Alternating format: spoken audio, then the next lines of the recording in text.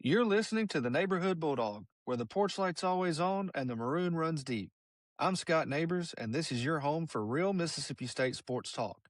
Around here, we don't chase headlines. We break down the wins, the losses, the culture, and what it really means to be a Bulldog. If it matters in Starkville, it matters here. So pull up a chair, grab a drink, and welcome to the neighborhood. Hail State. Welcome back to another episode of the Neighborhood Bulldog. I'm your host, Scott Neighbors. Thank you for joining us again tonight as we recap another great weekend in Mississippi State athletics, starting with the Diamond Dogs on the baseball field. Mississippi State sweeps Delaware.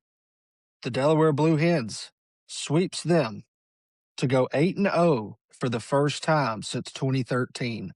A great weekend from the Diamond Dogs overall. Got it started on Friday afternoon with a big win against Delaware, winning 9-2. And we talked about our rotation last week. We thought we might see a switch up there as far as Saturday, Sunday. Ryan McPherson holding down the Friday night starter spot looked really, really good Friday afternoon. Got the win, his first win of the season. Uh, Ryan McPherson, 6 innings pitched, 4 hits, 2 runs, 1 walk, and 11 Ks. Just a fantastic performance from Ryan McPherson there, our Friday starter. He was followed up by Jack Gleason, who went 2 innings, 3 Ks, no hits. And then Maddox Miller shutting things down, 1 inning, 2 Ks. Maddox Miller has a chance to be the next big relief pitching superstar for Mississippi State. He has looked really, really special in his outings so far. Big win on Friday, but the story of that game was from the mound with Ryan McPherson. Brady Bloom got the start for Delaware. He only went 1 inning, had 5 hits, 5 runs, 1 K. He was followed by Dylan Bryan, 1.1 innings, 3 hits, 2 runs, and 1 K. So again, the Bulldog offense doing what I said they needed to do, jumping on the Delaware pitching staff early and often in that Friday matchup. Mississippi State's lineup was able to get 16 hits to Delaware's 4. That was led by Ace Reese, the monster, the superstar, the future top 10 pick. Ace Reese, 3 for 5, 1 run and 2 RBIs. And then another Bulldog that had a great game, Bryce Chance, holding down that bottom of the lineup spot. Very dangerous hitter there. There are no breaks in this lineup. Bryce Chance, 3 for 3, 2 runs with 1 RBI for the Bulldogs to get the win 9-2 on Friday afternoon there. Moving into Saturday, hoping we could follow up a great performance on Friday, and we did just that. Mississippi State gets the win 10-0 in 8 innings, had the run rule there come into effect. This was the switch we talked about. You know, what was going to happen with Charlie Foster having a rough outing last Saturday? Would we see him this Saturday? We did not. Coach O'Connor, Coach Parker moved Tomas Valencius to the Saturday role. He had a great start last Sunday. They trusted him with the Saturday role this weekend, and he delivered, getting the win, his second win of the season. He's now 2-0, 6 innings pitched, 5 hits, 2 walks, 7 Ks. Got hit around a little bit, but none that really played a big role there. 7 Ks, and he just looked smooth. Very reliable, very stable pitching there. And he was followed by Brendan Sweeney, another great relief pitcher for this bullpen for the Bulldogs. 2 innings, 1 hit, 1 walk, 1 K as they shut that down. Last week, we talked about in the midweek the pitchers for Delaware, and Doug Morose was a name that came up that has gotten a lot of pitching opportunities for Delaware so far this season. He actually got the start on Saturday, going 4 innings, 6 hits, 5 earned runs, 4 walks, and 3 Ks. Delaware pitching staff had a little bit of trouble controlling the strike zone all weekend and seemed to get hit around quite a bit there. The story of the day Saturday was all offense, though. all offense. We had first home runs of the season hit by Noah Sullivan coming off injury, Reed Stallman coming back to the lineup, Jacob Parker, the insanely talented freshman who turned down the draft to come to Mississippi State. His brother is in the MLB. He did not turn the draft down, but Jacob Parker with an absolute monster of a home run to right field with just a fantastic smooth swing there. And then Blake Beavis, the big power hitter coming in from Ball State, where he hit 40 home runs in his career there, gets his first home run as he comes in for a pinch hit appearance in the eighth inning. And his home run is what walked it off for the Dogs to earn that run rule with a 2-run home run there to get it to 10-0. Some other notables from the lineup on Saturday: Garrick Fry, 2 for 2. Blake Beavis, 1 for 1 with that home run I mentioned. Ace Reese, 1 for 4. So, again, there's not many holes in this Bulldog lineup. A great Saturday there for the Dogs to get the run rule win. Moving into Sunday, the game was at 11 o'clock, but it got moved to 1 p.m. Big northeastern winter storm up there, canceling tons of flights, affecting travel for many teams across the country, and travelers trying to get home. Um, Delaware was going to have to play and get over to Jackson in time to catch their flight, but flight got canceled, so they no longer had to leave early, pushed the game back to 1 p.m., which I think the fans were thankful for as it got a little bit warmer there. As the Bulldogs were in the stands, I saw tons of coats. I mean, it looked like dead of winter out there today. Wind was howling, absolutely howling today. Just a brutal day to play baseball. But the Bulldogs come away with the 7-3 win to finish off the sweep of Delaware. And here is the story of the day to me. Charlie Foster gets another opportunity in the weekend rotation. He's moved from Saturday to Sunday, and he had another rough outing. 2 innings pitched, 4 hits, 2 runs, 2 walks, 5 Ks. He said, well, the line doesn't seem that bad. It's more about when the walks happened, when the hits occurred. He seemed to be doing okay. Um, and then a slow roller ground ball was hit to the shortstop Ryder Woodson, who tried to make a do or die play coming in after it, and the ball just went right through his glove to the outfield. Delaware scored. And from there, the wheels fell off for Charlie Foster. He couldn't control the ball. Um, some timely hitting from Delaware. It got shaky very fast, and he was not able to finish after that. Duke Stone came in right after Charlie Foster, gave us 4 innings, 1 hit, and 6 Ks. Talk about a guy that brings some stability to a chaotic situation. He looked really good, looked the part of a weekend starter. I would not be surprised if we see Duke Stone with that Sunday start next weekend in Arlington as part of that big tournament. You cannot have Charlie Foster pitch against UCLA, number one team in the country, who just swept a very good TCU team this weekend. You cannot let that happen if you're Coach O'Connor and Justin Parker. I believe we will see Duke Stone in that role, and I expect him to do pretty well there. Um, Elias Conway got the start for Delaware. 2 innings, 3 hits, 2 runs, 2 walks. This was much more even of a day in terms of offense. Bulldogs had 8 hits to Delaware's 7. Um, Pretty much the best hitter at the plate today for us was Sean James, the catcher, 2 for 4 with 2 runs.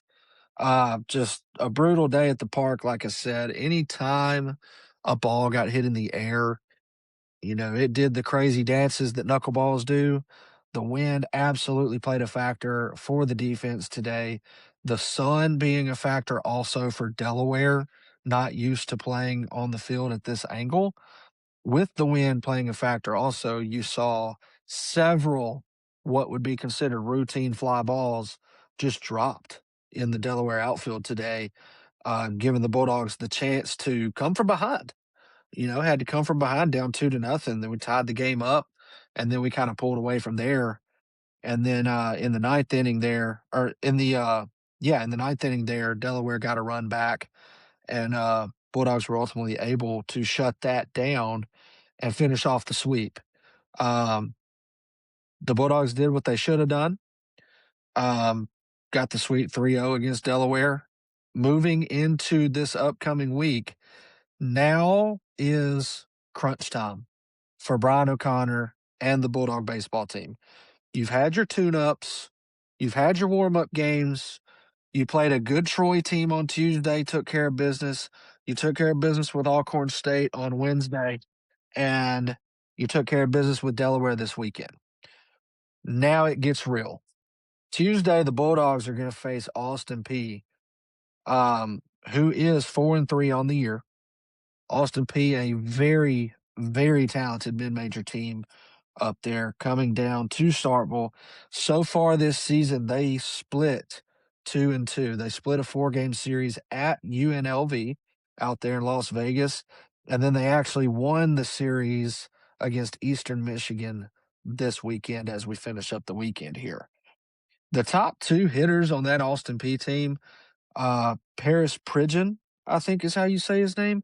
He is sitting at the top of this team, top of that offense with a 409 batting average. And then follow him up with Andreas Matias hitting 375. Those two guys are going to be key for the Bulldog pitching staff to make sure we don't have a slip up on Tuesday afternoon at 4 p.m. at Dudy Noble Field. Of course, it's a midweek game, so you never really know who's going to throw for us or the other team. This early in the season, you really don't have those roles nailed down yet. But the best pitcher on Austin Peay's staff right now, as far as I can tell, is going to be Cade Shatwell. Okay, a very, very impressive line, 2-0 on the season. But get this, his batting average against is just 88. He has pitched 10 innings, has an 88 batting average against, and has a 0 ERA. That is doing the job right there. So shout out to Cade Shatwell for Austin Peay. Kind of hoping he doesn't pitch against us, but if you want a chance to beat the Bulldogs, you got to have your best. You got to bring your best. He may get the opportunity. Austin Peay may save him for his weekend role. Who knows? But Austin Peay is not, I'm telling you right now, they are not a team to take lightly. They are not a team to overlook in any measure. If the Bulldogs are looking ahead to a massive weekend tournament with some big time teams, I will tell you right now, they will lose this game on Tuesday. They have got to be ready, they have got to pay attention, and they have got to get the job done the way they know how. After they face Austin Peay on Tuesday, we're hoping that's a win, of course. Huge, huge challenge on the weekend going out to Arlington, playing in the Emoji Classic. Mississippi State is going to play Arizona State, who's undefeated. Then they're going to play Virginia Tech, who's had a great season so far. And then they're going to play UCLA, the number one team in the country, who just swept TCU this weekend. An absolutely challenging weekend. This is when we find out if the Bulldogs and Brian O'Connor are for real.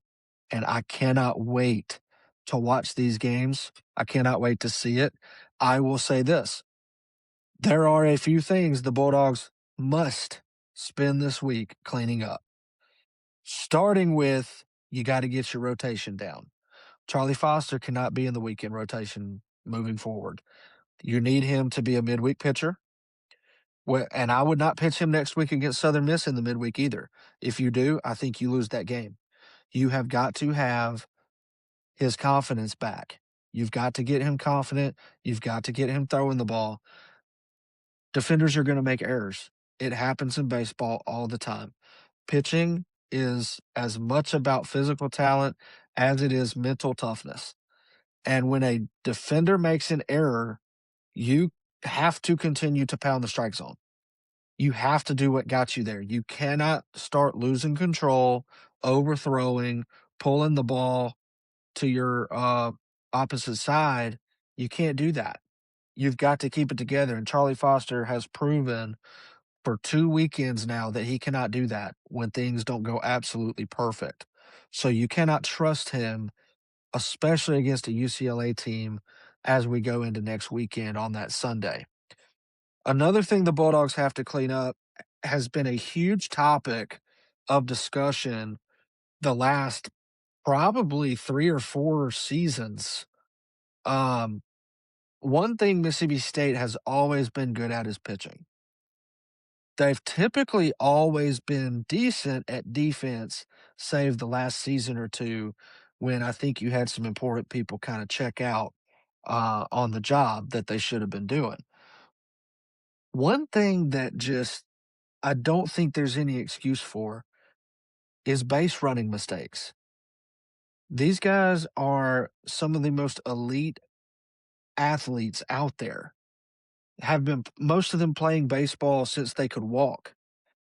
Why are we getting a late jump on a wild pitch and getting thrown out by 3 steps at second base? How are we getting thrown out when the catcher has to full extension lay out across his body to catch a outside slider? How are you getting thrown out in that situation? Why are we getting the third out at third base? I understand Ace Reese doing it when he was trying to get the cycle, but at the end of the day, what if he doesn't do that? He's on second. That's another run on the books. Okay. Why do we not know? Okay, it looks like the guy's going to miss this ball. I need to be ready to run in case he drops it. We're standing halfway watching it and not even attempting to make a play. It's happening too much and too often for this baseball team this year and this program. It has got to be fixed, and it needs to be fixed quickly. It is embarrassing to watch. These are D1 athletes, and we're making mental mistakes like we're in 7th and 8th grade in junior high playing for our schools. You can't do this. You're not just learning how to run the bases, you've been doing it your whole life. Stop making mental mistakes. Play the game the right way and do what you know how to do. That's all we're asking. The stat that jumps out to me, I highlighted this stat going into the weekend against Delaware. Delaware, okay, was not very good stealing bases on the season, okay? Their opponents were 6 for 6 on the year through 4 or 5 games. Opponents were 6 for 6. 100% success rate in stealing bases against the Delaware Blue Hens. Mississippi State is now 15 and 19 on stolen base attempts for the season. We are 15 for 19. You can make an excuse for 2 or 3. Sure. But the trend that this program has had the last several years is not good. It's more than just stolen base attempts, it's situational. We don't seem to understand or have the situational awareness required to win at a high level. And it gets real this week. If you go make the same base running mistakes that we made the entire weekend versus Delaware, you go do that in Arlington this weekend, you won't win a game. These teams are for real, and you got to get it together and get your head out of your you know what and play the game the way you know how to play it. Mississippi State's 15 of 19 in stolen base success. You know what opponents are playing against Mississippi State on the season so far? 10 of 11. 10 of 11 in stolen base attempts for our opponents. You're talking about the mighty Delaware Blue Hens, the terrifying Hofstra Pride, the Troy Trojans, the Alcorn State Braves. That's who you've played so far. And they are 10 for 11 in stolen base attempts. That better change. And it better change freaking fast. There is nothing that makes me more mad in baseball than kindergarten mistakes and kindergarten errors. And that is a stat right there that should never happen to a program like Mississippi State. Base running has been a problem for years. Fix it. And whoever's behind the plate, I want you throwing down all week long. Because if you don't think that Arizona State, Virginia Tech, and UCLA and Austin Peay and Southern Miss next week and Arkansas when you go on the road for your first SEC series, if you don't think that they can find that stat that opponents are 10 of 11 on your tail in stolen base attempts, you don't think they can see that? You don't think they can scout that and run all over you? That's exactly what's going to happen if you don't get it right and get it fixed now. That needs to change, and it needs to change this week before you go into this weekend. Because if you still have this problem when SEC play gets here, it is going to get ugly quickly. And I don't want to see that happen. I think this team is too talented to let something as kindergarten as running defense and running the bases on offense hold them back from being the elite team that I think they can be. Every now and then on this show, we will look around the league and talk about other results, especially from other SEC teams, but that's really reserved for once conference play starts and all the teams start beating up on each other. However, there is one result from another SEC team this weekend that just cannot go unmentioned. And so we're going to have an early look around the league, but we're really going to look at one SEC town, and that is Knoxville, Tennessee. Knoxville, Tennessee, home of the Tennessee Volunteers and home of the infamous, illustrious, whatever you want to say, Vol Twitter Army. Vol Twitter, Classless Vol, several other names that I can think of right now, have been running their mouths on Twitter or X the entire season about Mississippi State, about LSU, about Arkansas, and about Vanderbilt. Oh, you're not on our level. All LSU and Mississippi State have going for them is their stadium. Forget the 5 or 6 or 7 or 8 national titles LSU has. Forget all the attendance that LSU has, all the first round draft picks and pro players that LSU has. Forget Arkansas being in Omaha just about every year, hosting supers just about every year. Forget Vanderbilt's multiple national titles and their being a perennial powerhouse who's in Omaha just about every season. And I guess Vol Twitter doesn't remember Mississippi State going to Omaha 3 or 4 straight seasons. And one of those seasons included beating Vanderbilt in a super regional in Vanderbilt, in Nashville. So Vol Twitter has been saying these things, and they are factually incorrect. Vol Twitter needs to understand that, yes, Mississippi State, LSU, and Arkansas do have the stadiums going for them. But what comes with that is more College World Series appearances than you have. Mississippi State has the same number of national titles as you have, but you better watch your mouth when you're talking to LSU and Vanderbilt. You ain't in that ballpark, son. You ain't won as many national championships as they have. And now that Tony Vitello's gone, it doesn't look like you're going to. So if you want to talk about our stadiums. Talk about whatever you want to talk about. You guys have fun in Knoxville in your stadium that you just spent millions of dollars on upgrading I think I saw a number, it's in the triple digits of the millions that you did, and you're finally up. You have finally raised your capacity to what a random Tuesday night midweek versus Alcorn State or Mississippi Valley State gets at Duty Noble Field. You're finally going to get a fraction of the crowd that LSU has versus Northwestern State on a Wednesday night. You're not holding a candle to any weekend series at Swayze Field in Oxford, at Arkansas, at Mississippi State, at LSU.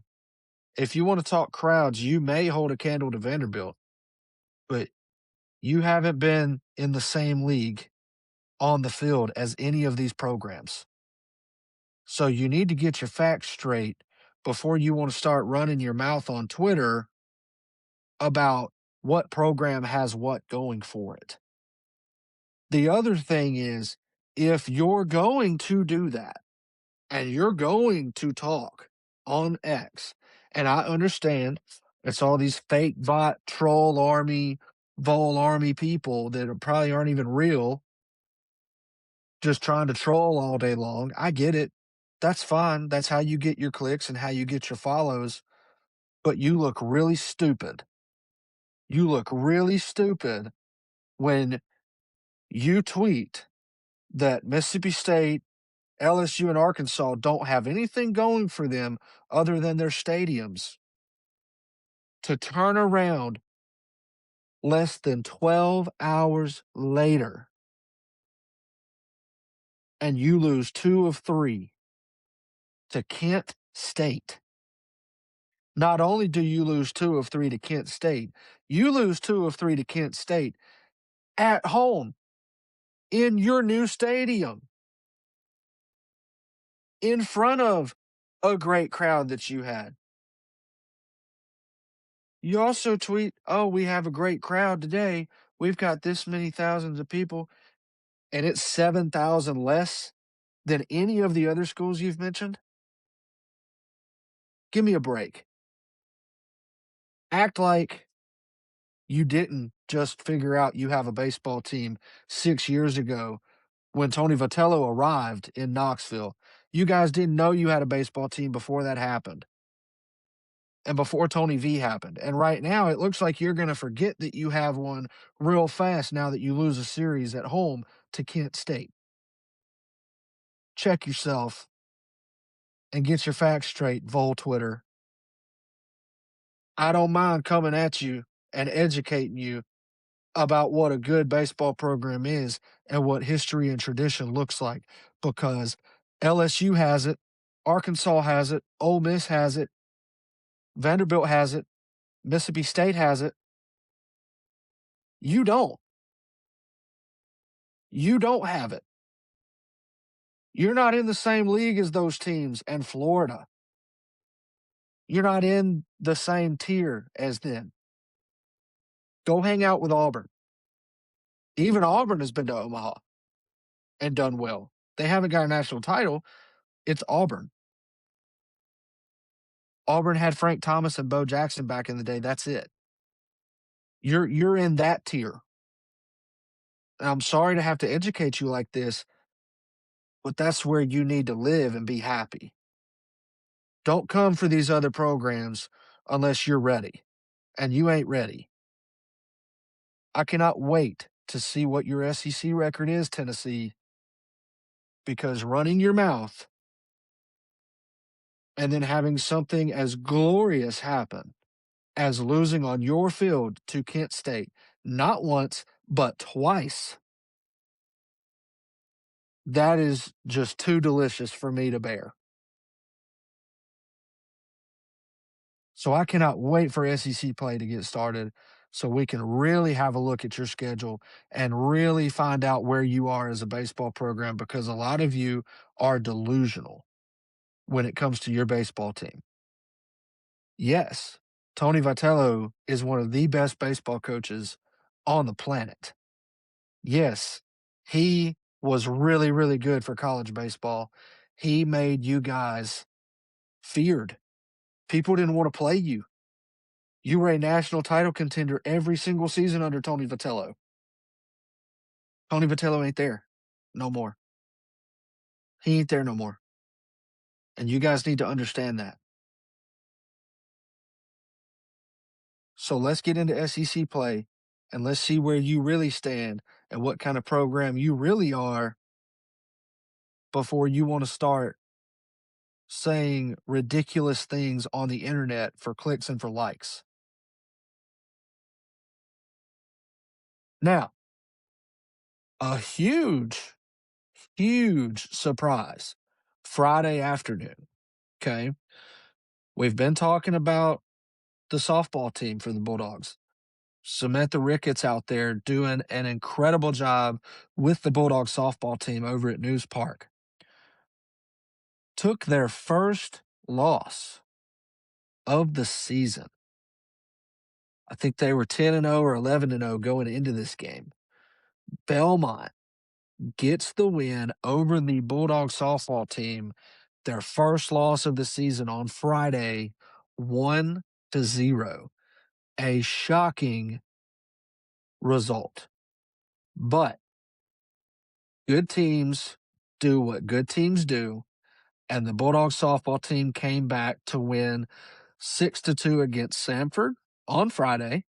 They won 4-1 against Belmont, and then they finished out the weekend on Saturday, beating Delaware State 19-1 in 5 innings. They were supposed to play Delaware State today, but similar to Delaware, flights got canceled. They had to go ahead and hit the road.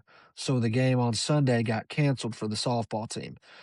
Took a shocking loss on Friday, immediately turned around, got their minds right, and finished out the weekend the way they should have, having a 3-1 week there for the softball team and Coach Ricketts. Moving to men's basketball, we had a huge, exciting game last week that we gave a live reaction to when Josh Hubbard had a legendary performance, dropping 46 points, beating the Auburn Tigers with some last minute heroics there and having to come down from 7 after blowing an 18-point lead. And you wonder, okay, we're getting down into the crunch time of the season. If the Bulldogs can get right here, maybe they can go on a run and make a great tournament appearance in the SEC tournament, and who knows what that'll turn into. Well, that didn't happen at all. Men's basketball followed up the great performance on Wednesday with just an absolutely garbage performance on Saturday, going to South Carolina, who is a terrible basketball team, and losing 97-89. Not only did the Bulldogs lose 97-89 against South Carolina, it was how they lost. Mississippi State shot 45% from the field. South Carolina shot 55% from the field. Mississippi State shot 33% from three-point range. South Carolina shot 50% from three-point range. South Carolina has been a horrendous offense all season long in men's basketball, and we made them look like the Chicago Bulls. Our defense was shoddy. We looked uninterested. We got it closer late, thank goodness, but just no business following up the performance you had on Wednesday with this terrible performance on Saturday. No business doing that whatsoever. Now, moving into women's basketball, we talked about last Monday, they beat Arkansas, had a great win there, and we said, okay, it's getting to be crunch time. Um, let's see what we can do, right? If they can get a few wins here and go on a little bit of a run, again, they are better positioned for a tournament appearance than the men were. Well, they beat Arkansas on Monday, and they go lose to Florida 71-56. Ugh. Just completely looked uninterested in the game. The sets were terrible. The energy was terrible. And then they played at Texas on Sunday against former Mississippi State coach Vic Schaefer. And I don't know what I expected. I guess I expected a little better effort, if anything. Gets absolutely blown out of the arena, losing 92-42 to Texas. And if you ever needed a reminder of where some of these programs are and where we are now, that was it. You get absolutely reamed by South Carolina and Dawn Staley earlier in the season, and now you get destroyed by Texas and Vic Schaefer. You definitely know that you are not at the top of the game, and we used to be. That's the thing about women's basketball. Women's basketball at Mississippi State under Vic Schaefer, you're playing for Final Fours, you're playing for national titles.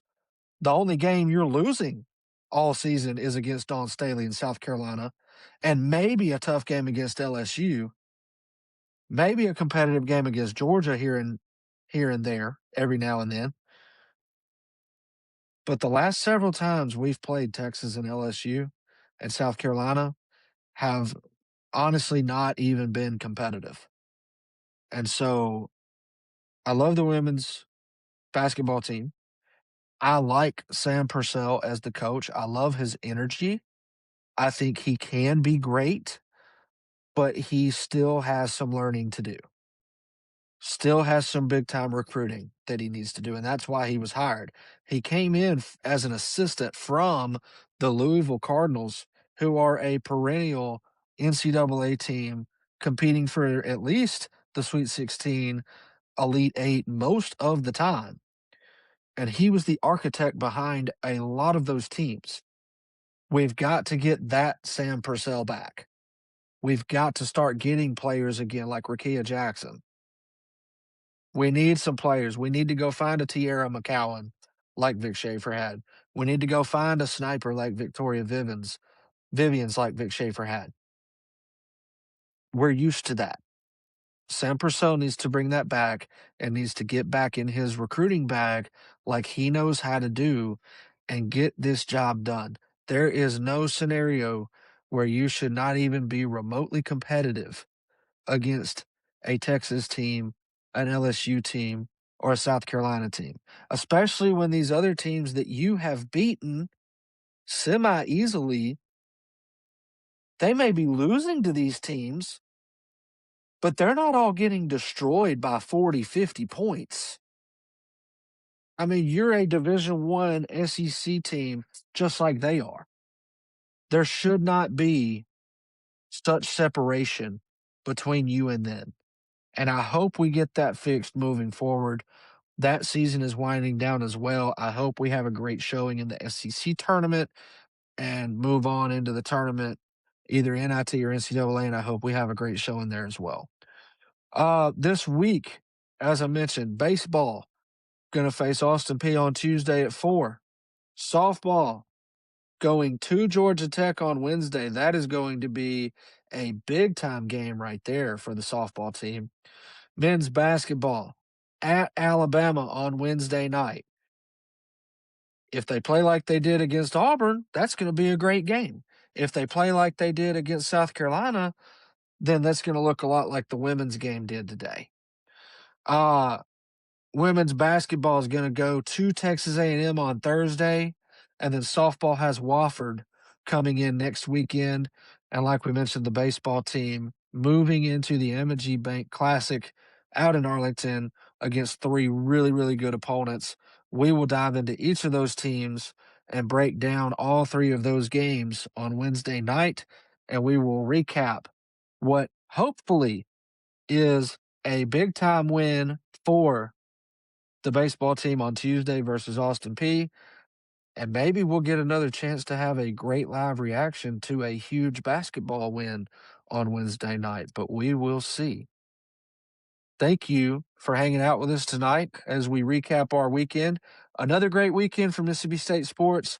Baseball in full gear here. Now the season gets real. Now's when you should be paying attention. I will see you guys later on in the week.